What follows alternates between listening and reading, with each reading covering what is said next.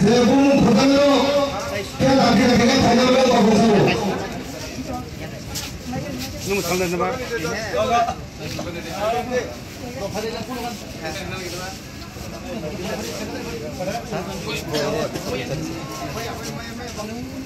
Pada ini komunikasi itu hampir kami hampir berapa